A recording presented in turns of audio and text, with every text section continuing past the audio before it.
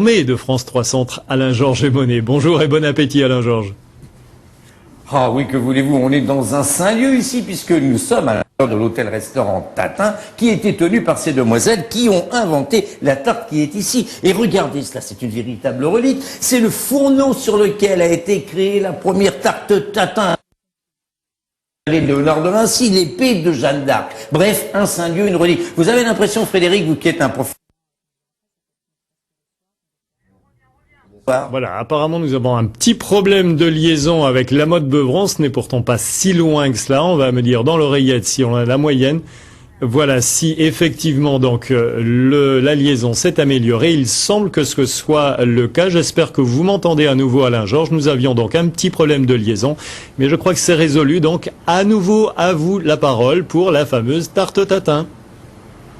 Bah oui, écoutez Alain, on est revenu parce qu'il ne faut pas nous le faire ce coup-là, parce que sinon je sais ce qui va se passer. Vous avez vu comment elle est belle? On va se jeter dessus. Oh, on va finir par la manger. Alors, j'étais donc en train de vous dire que c'était une relique, puisque c'est le fourneau sur lequel les demoiselles Tatin avaient créé cette fameuse tarte. Alors, c'est un petit peu comme le chevalet Léonard de Vinci, l'épée de Jeanne d'Arc. Vous avez cette impression-là, vous Frédéric, qui est un professionnel de l'hôtellerie, quand vous passez devant ce fourneau? Ah oui, on peut imaginer très bien les demoiselles Tatin réaliser la tarte ici et d'autres plats, d'autres mets qui avaient été à l'époque leur grande renommée. Alors, on le sait, la mode Beuvron, capitale de la tarte Tatin, sans aucun problème, elle est tout à fait magnifique, mais capitale aussi du poney. Il y a quelques jours, il y avait la 10e édition de Sologne Pony. Alors on y revient pour tous ceux qui étaient en vacances à ce moment-là. Voilà, c'était le 22 août dernier. On se retrouve devant le fourneau des demoiselles Tatin. Et là, on est en train de voir les images de la préparation. C'est Alain qui nous a fait une démonstration tout à l'heure. Exactement. Ce matin, il nous a proposé l'élaboration de la tarte Tatin. Alors, il y a un truc pour que ça caramélise mieux, pour que ça soit onctueux. Qu'est-ce qu'il faut faire? Il y a toujours un truc. Je pense qu'on restera sur un secret, mais une dernière cuisson, une préparation, un geste, un odorat particulier permet d'avoir une caramélisation parfaite et surtout une belle élégance et une belle brillance.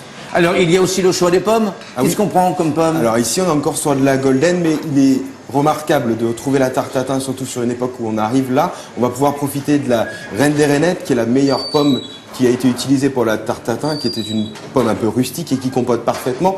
Et puis sur le dessus, on va y mettre un peu de Royal Gala, qui permet surtout une consistance et une structure. Merci Frédéric. Alors en plus, vous, ce que vous n'avez pas, c'est le parfum, c'est totalement délicieux. On se retrouve ce soir avec Frédéric et puis d'autres précisions sur la recette de la tarte Tatin. Et on parlera de chevaux andalous. Voilà, à tout à l'heure Alain. Au revoir.